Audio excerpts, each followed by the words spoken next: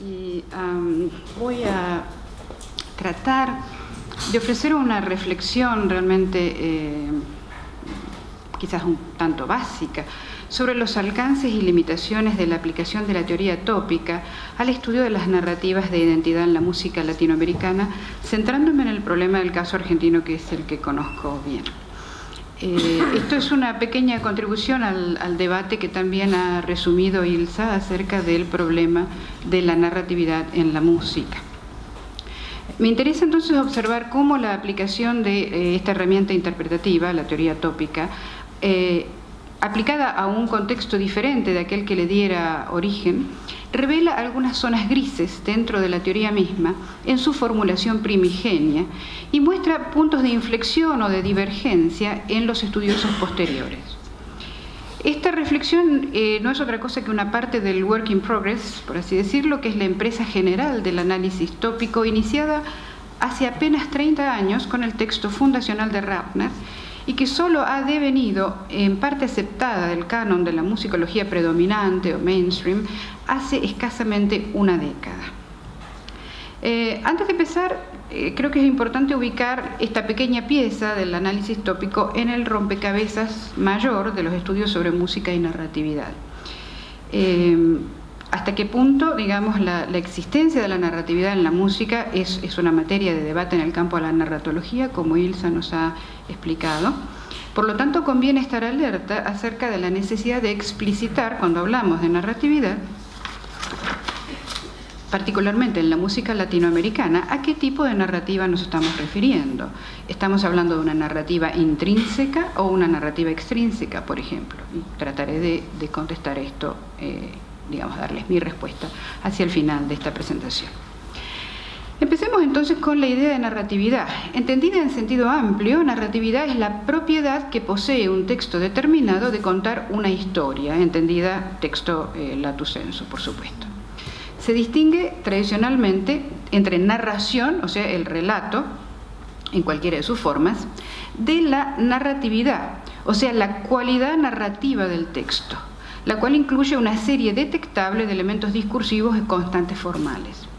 Se dice que algo posee narratividad cuando en él se detecta un relato, y aquí varían los autores respecto de si hay que tener un evento o más de dos, pero básicamente uno tiene que tener un relato. Así, la afirmación "las rosas blancas de mi jardín" no tendría narratividad porque nada le sucede a las rosas, ¿sí? Ahora bien, si yo digo "las rosas blancas de mi jardín fueron comidas por las hormigas", ahí ya tenemos una narrativa. En esta línea de ideas, un tema o un motivo musical, como el famoso comienzo de la Quinta Sinfonía de Beethoven, no tendría narratividad intrínseca, pero sus avatares en el discurso de la obra podrían, sin embargo, configurar una narrativa. Ahora, seguramente ustedes estarán pensando, ¿y qué tipo de narrativa sería esta? Bueno, el debate sobre este tema continúa desde Hofmann en adelante. Y esto pasa porque el ejemplo de la Quinta Sinfonía pone en evidencia que en los discursos simbólicos, si bien podemos reconocer la narratividad como cualidad, dado que las tensiones y las distensiones que discurren en el tiempo se prestan a la analogía con eventos y personajes. Ello no obstante, develar la narrativa propiamente dicha, o sea, el relato, es un problema más espinoso.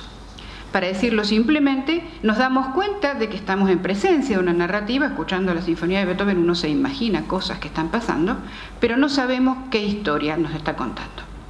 Esto sucede porque la asignación de significado, que es la tarea principal de los estudios de narratividad, conlleva la generación de una hipótesis interpretativa. Entonces, uno de los desafíos del estudio de la narratividad es la delimitación de los límites de esa interpretación.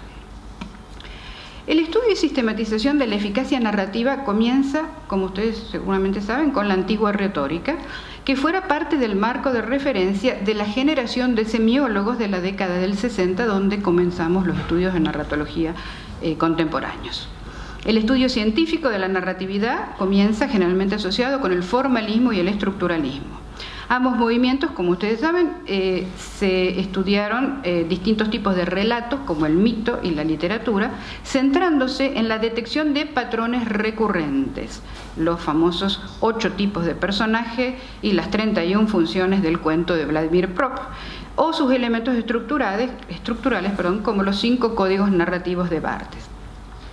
Señala Sturges que hay 2 conceptos fundamentales en los estudios de narrativa, el de la gramática y el de la estructura profunda, y que uno de sus desafíos es considerar qué tipo de relación existe, si existe, entre ambas.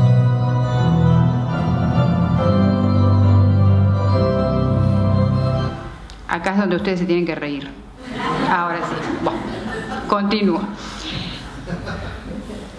Desde el campo de la narratología, la música ha sido abordada con gran cautela.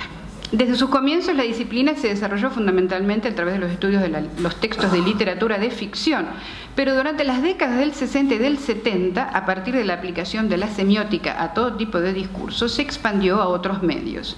Así encontramos las llamadas narratología transgenérica y la narratología transmedial, que se dedican a aplicar los estudios de narrativa a medios que los lingüistas consideran tradicionalmente como carentes de eventos, carentes de representación secuencial, carentes de exorreferencialidad, tales como las artes visuales y la música. Esto dicen los lingüistas, no nosotros, obviamente.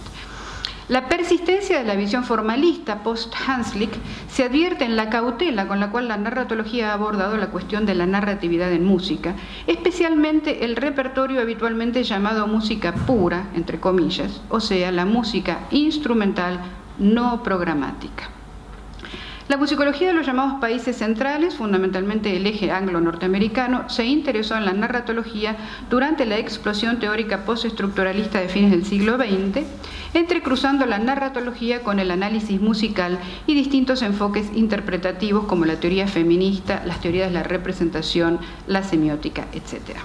Así, un número creciente de autores ha abordado la cuestión de la narratividad en la música, como nos ha resumido ya Ilsa, y obviamente un panorama exhaustivo del campo excede los límites de estas palabras, ¿no?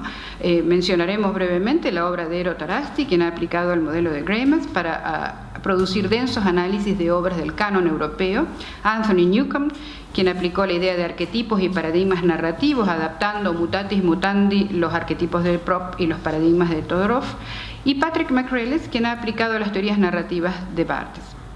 Tenemos también otros nombres, como Lawrence Kramer, Susan McClary, etc. Una de las contribuciones más recientes es la de Byron Almen, que ha mencionado ya Ilsa, y que es particularmente importante, y volveré sobre ello en un instante. Una gran parte del esfuerzo de este grupo heterogéneo de investigadores se ha concentrado en discutir si la música, especialmente la instrumental no programática, puede narrar un relato o meramente sugerirlo o producir una ilusión de ello. Para ello han adoptado y adaptado conceptos y metodologías acerca de la narrativa y la construcción del significado producidas desde los estudios literarios. Entre los argumentos en contra se suelen mencionar la dificultad de determinar en la música el equivalente de elementos tales como el tiempo pasado. O sea, cuando uno narra algo que sucedió y cómo suena eso, qué tipo de acorde, digamos, sería el pretérito, ¿sí?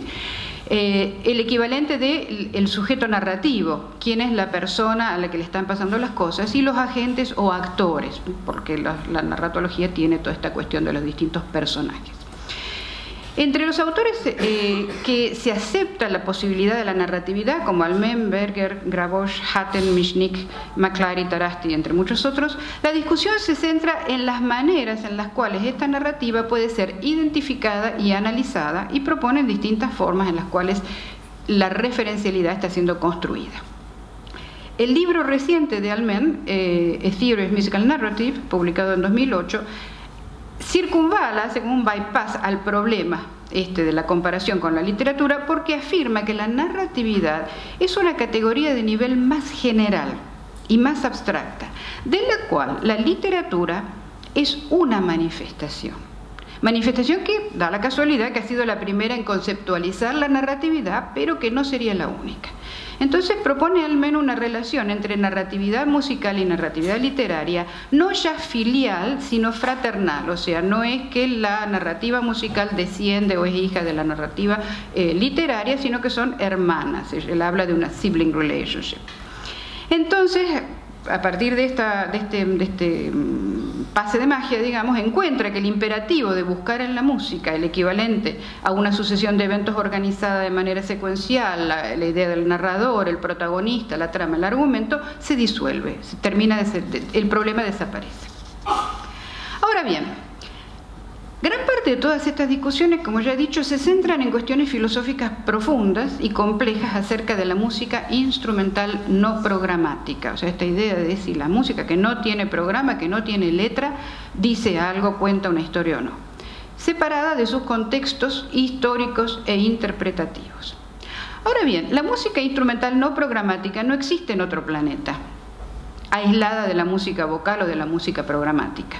Tanto sus compositores como las audiencias han escuchado relaciones entre música y relato a través de la ópera, de la canción, el cine, han estado expuestos a los madrigalismos, a la pintura de la palabra, han asistido a funerales, a casamientos, han visto desfiles militares, han bailado, etc.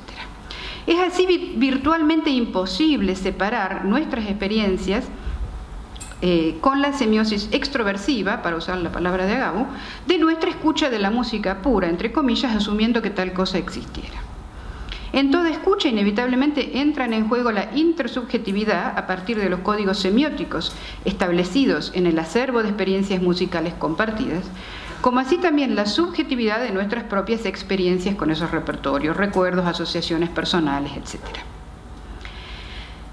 Como dije anteriormente, un importante desafío en el estudio de la narratividad es la delimitación de los límites de la interpretación.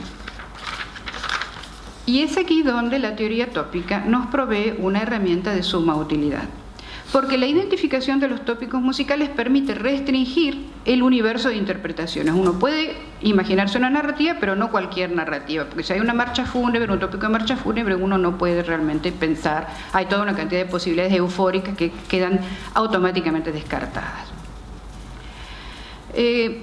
Para los que no me conocen, durante las 2 últimas décadas me he dedicado a estudiar un tipo particular de narrativa en la música y en la cultura argentina que podríamos denominar, a falta de un término mejor, narrativas de identidad. Para ello utilizo un modelo teórico que combina la teoría tópica con un análisis crítico del discurso entendido en sentido amplio, en el marco de la historia cultural, contemplando las interacciones de los tópicos con códigos similares en la literatura y las artes visuales. La aplicación del enfoque tópico, como dije, a un contexto totalmente diferente de aquel para el que fuera originalmente concebido, me ha mostrado a lo largo de los años una serie de zonas grises en la teoría que resumiré brevemente aquí. Y creo que esta es quizás la pequeña contribución también que la musicología latinoamericana puede hacer a este gran discurso de la teoría tópica, ¿no? O sea, a partir de nuestra aplicación se observan cosas que quizás cuando uno está trabajando simplemente con obras dentro del canon Mozart, Haydn, Beethoven, no aparecen. El primer problema con el que nos encontramos es qué cosa es un tópico. Como señalé anteriormente, la teoría tópica es una empresa in progress a partir de la labor de un grupo relativamente diverso de individuos que trabajan desde diferentes perspectivas. El impulso centrífugo que ha experimentado en la última década da cuenta de su fecundidad. Parte del atractivo del enfoque tópico sin duda radica en que brinda evidencia hasta cierto punto concreta y objetivable para el estudio de la construcción del significado en la música. Ello no obstante, no todo es un lecho de rosas en el mundo de la teoría tópica. Como ha señalado Kofi Agabu, Ratner no tuvo la intención de construir deliberadamente un edificio teórico a partir de la idea de los tópicos. De hecho, su presentación del tema ocupa apenas 21 páginas en un texto de más de 400. Por ello, el campo se desarrolló casi sin delimitaciones a priori, más allá de la propuesta inicial de Ratner, que cabe repasarla, y ahí la tienen completa, ¿sí? Toda esta idea de cómo se construyen estos significados compartidos, este acervo de experiencias compartidas con el culto, con la poesía, el drama, etcétera, etcétera. Y hacia el final, fíjense ustedes que dice, algunas de estas figuras estaban asociadas con sentimientos y afectos, otras tenían un sabor pintoresco, se las llama aquí tópicos, temas para el discurso musical. Estas últimas 4 palabras, temas para el discurso musical, son las únicas que aparecen citadas constantemente en la literatura. Tomadas fuera de contexto, sin el párrafo que las precede, se prestan sin duda para un amplio espectro de interpretaciones, porque realmente cualquier cosa puede ser potencialmente un tema para el discurso musical, ¿sí? Ahora bien, si examinamos la propuesta en su totalidad, podemos extraer varias ideas, ¿sí? O sea, si ustedes miran la definición, ahí tenemos que los tópicos, en principio, tendrían referencialidad extrínseca y poseerían connotaciones expresivas y un potencial de caracterización. Tanto la referencialidad como las connotaciones expresivas formaban parte del acervo común de experiencias de la sociedad de la época, o sea, ahí entra la cuestión de la intersubjetividad. No tenemos tiempo, por supuesto, de repasar las numerosas variantes de la definición de tópico que uno puede encontrar en la literatura de teoría tópica, pero permítanme que les resuma brevemente algunas cuestiones principales. Algunos autores como Gabo y Allenbrook se mantienen cerca de la formulación de Ratner, mientras que otros como Hatten y Monell han elaborado la noción de tópico en tanto signo musical a partir de distintas aplicaciones de la semiótica con resultados diversos. Una constante, sin embargo, ha sido la expansión, la continua expansión del universo de tópicos, ya sea refinando las categorías de Ratner, por ejemplo, separando el estilo militar y de cacería, que Ratner originariamente tenía como una única categoría, en 2 tópicos diferentes, como lo hizo Monell en The Musical Topic, incluyendo afectos, figuras melódicas y patrones de acompañamiento, como el amoroso, el suspiro y el bajo Alberti, como lo hace Kofi Agabu en Playing with Signs, e incorporando tópicos icónicos como el pianto y el galope del caballo que hizo Monell en Sense of Music. Hatten, por su parte, ha ido más allá al darle valor tópico a una sensación, el llamado tópico de la plenitud, que encuentra en Beethoven en su Musical Meaning in Beethoven.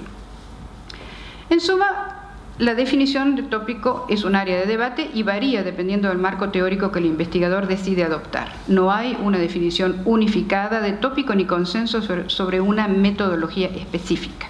Lo que sí encontramos son aplicaciones individuales e idiosincráticas, a menudo suplementadas con una u otra disciplinas, entre las que destacan el análisis schenkeriano, las distintas escuelas de la semiótica y la historia de la cultura.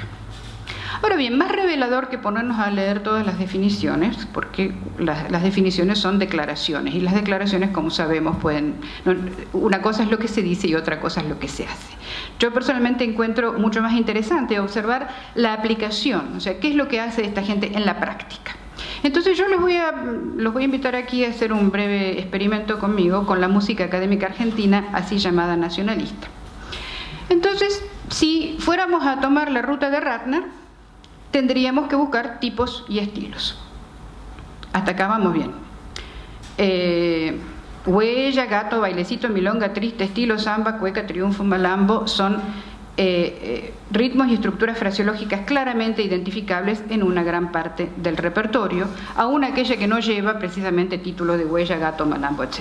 ¿Sí? O sea que ahí la topicalidad de las danzas folclóricas no cabe duda. En segundo lugar, podríamos tener estilos.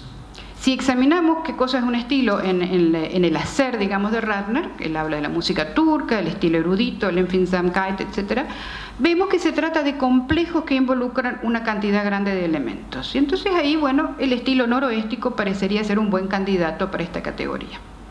Pero aquí comienzan los problemas. Si seguimos con esta lógica, ¿no deberíamos tener quizás también un estilo pampeano y un estilo litoraleño? Ahora vamos a pasar a los tópicos icónicos, ¿sí? Vamos a ponernos tipo Monell. Esto ya fue, digamos, detectado también por Ratner, que lo llamaba pictorialismo, ¿sí? Las imitaciones de la sonoridad de los instrumentos parecen candidatos decididamente posibles, ¿no? Porque las imágenes sonoras, remedando la guitarra, el bombo, la flautilla, etcétera, con el piano o con la orquesta, se reconocen con facilidad en la música académica argentina. Ahora bien, cabe preguntarse, ¿vale la pena tener un tópico independiente para el bombo? ¿O no sería más económico dejarlo como patrón de acompañamiento cuando lo tratamos con el tópico de las diferentes danzas a las que supuestamente acompaña o imita, o cuyo acompañamiento imita? Pero podría arguirse, sin embargo, que si tenemos un tópico para la guitarra, deberíamos tener otro para cada instrumento cuya imitación es perceptible y objetivable en el análisis. Y entonces habría que considerar el batido de la caja. ¿Sí? ¿Qué les parece? ¿Deberíamos llevar la taxonomía a sus últimas consecuencias o no? Bueno, a esta altura nos encontramos con otra disyuntiva: refinar o sintetizar. Podemos descomponer, por ejemplo, el estilo norteño en tópicos independientes: imitación del batido de la caja, la apoyatura del pincullo, la pentatonía, la baguala, la vidala, etc. O podemos subsumir la milonga, la cifra, el bagüello, el triste, el estilo, la guitarra, etc. en un super estilo pampeano. Después, y esto se los dejo como para que vayan pensando, ¿no? ¿Qué pasa si decidimos seguir a Agabou y a Alan Brooke e incorporamos rasgos musicales, ¿sí? Como el bajo Alberti, que son cosas exclusivamente al universo de tópicos? ¿Qué tópico sería ese? Podríamos pensar, por ejemplo, en la hemiola y el final en tiempo débil como tópicos individuales. ¿Y qué pasaría con la imitación de la pentatonía o las sucesiones armónicas derivadas de la escala bimodal? Y finalmente, si fuéramos tras los pasos de Hatten, podríamos encontrar un gesto, un significante musical para una sensación o un estado anímico, en un compositor determinado. Este breve recorrido nos confronta con los límites, creo, de lo que parecería razonable a la hora de definir un tópico dentro de la narrativa de identidad en la música argentina. Si bien la descomposición de las categorías de estilo en sus elementos constitutivos conduce a la clarificación, si nos dejamos llevar por el furor taxonómico, corremos el riesgo de diluir la utilidad de la idea de tópicos como herramienta interpretativa. Por ejemplo, la topicalización de rasgos musicales discretos parecería problemática en algunos casos. Pensar en el tópico de la hemiola, por ejemplo, implicaría borrar la especificidad de las diversas formas en las que este recurso musical se manifiesta en la música académica argentina, porque obviamente no todas las hemiolas son iguales. Este supuesto tópico abarcaría potencialmente ejemplos tan dispares como Jeromita Linares de Guastavino y Los trabajadores agrícolas de Ginastera. Y si se ubican con las dos obras se darán cuenta que no puede ser. Por eso el valor explicativo de un supuesto tópico de la hemiola sería prácticamente nulo. Y resultaría además difícil establecer su referencialidad más allá de una banal generalización danza argentina, ¿sí? La idea de tópico como elemento recurrente con referencialidad extrínseca parecería inicialmente permitir la idea de tópicos expresivos propios de un autor. Ello no obstante, otro prerequisito para la inteligibilidad del tópico, es la intersubjetividad. O sea, para que exista como tal y que el tópico sea tópico, que no sea simplemente un guiño que el compositor se hace a sí mismo, es necesario que el código sea compartido. En algunos casos podemos detectar, analizando la obra completa de un autor, las recurrencias al nivel de la superficie musical, pero no podemos asignarle referente, y en tanto no podemos asignarle referente, no sabemos a qué se refiere, ¿sí? El significado simbólico de estos pasajes eventualmente se podría develar, y de hecho a partir del análisis histórico y musical podemos llegar a develarlo, pero eso no lo hace un tópico comparable a los de Ratner, que se basan en códigos inicialmente compartidos. Por eso insistía yo en la definición de Ratner. La cuestión sobre si agrupar o no nos confronta con el hecho de que no todos los tópicos detectables parecen tener la misma complejidad. Monel pudo dedicar más de 100 páginas al estilo pastoral, pero cuesta imaginar una exégesis similar con el Trommelbass, por poner un ejemplo. Los estilos parecen particularmente proclives a la descomposición en sus partes constitutivas. El Sturm und Drang ha sido recientemente separado en Tempesta y Ombra, respectivamente, por Clive MacLelland. Ahora, ¿cuál sería el criterio para decidir en este contexto? Un elemento que parecería ser decisivo es el poder explicativo potencial del tópico. O sea, ¿en qué punto uno decide dividir algo? En topiquitos, por así decirlo, ¿sí? El número de ocurrencias, o sea, cuando el tópico reaparece por sí mismo, separado del tópico paraguas, por así decirlo, ¿sí? Sobre todo si aparece en obras del canon, y su grado de independencia de otros tópicos, en suma su peso específico. En tal sentido, el tópico de la pentatonía, por ejemplo, como elemento estrictamente musical, ameritaría un estudio individual separado del estilo noroéstico, a diferencia de lo que yo decía de la hemiola, que carece de especificidad, o de la imitación de la caja o el pincullo, que no parecen tener una urgencia terriblemente relevante en este momento. Resulta evidente a esta altura que existen tópicos con distintos niveles de complejidad y jerarquía. Los estilos, o sea, los tópicos que son estilos, no los que son tipos, sino los que son estilos, pueden pensarse quizás como familias tópicas, que pueden comprender varios tópicos dentro de un espacio semántico relacionado y cuyos límites son borrosos y a menudo superpuestos. ¿A qué me refiero con esto? Tópicos icónicos, como los del bombo y de la guitarra, van a participar de varios estilos, porque la imitación de la guitarra va a aparecer en estilos que tienen que ver con la samba, con la huella, con etcétera, lo que fuere, ¿sí? La milonga, por decir un caso. Y son imágenes de la guitarra muy diferentes, pero forman parte del tópico de la guitarra. Entonces ahí empiezan las superposiciones y los límites borrosos a los que me refería. Relacionado con el tema de la importancia, encontramos el de la simultaneidad, porque los tópicos rara vez andan solos. Se los encuentra a menudo combinados con otros que los complementan o refuerzan, y sin ir más lejos, la sonata que es el 332 de Mozart, que es el ejemplo predilecto de los teóricos de la teoría tópica, comienza con un estilo cantable sobre un bajo Alberti. Muchos de los tópicos argentinos aparecen precisamente, como acabo de decir, junto a una faceta particular del topos de la guitarra, ya sea los patrones de acompañamiento arpegiados o rasgueados. ¿Qué tópico privilegiamos en esta instancia? Según Agabu, la decisión queda en manos del analista. Dependerá entonces de sus intenciones ulteriores, cuando no de su sensibilidad y su capacidad de percepción. Una instancia particular, la ocurrencia de tópicos de sentido expresivo divergente, ha sido relativamente poco estudiada. No me extenderé sobre ella aquí, dado que es el tema de mi trabajo en la sesión del viernes. Pero quería mencionar un concepto de Guy Allenbrook que es muy interesante. Analizando el cuarteto opus 50 de Haydn, ella habla de complejos tópicos anidados. Y la metáfora me parece muy pertinente y resuena con la realidad que encontramos a menudo en la música argentina. Y esto me lleva al último punto que quisiera tratar: la asignación de significado. El sentido expresivo de un tópico debe establecerse con responsabilidad. No es un ejercicio de imaginación. Para ello es necesario establecer las conexiones extrarreferenciales a partir de evidencia relativamente objetivable.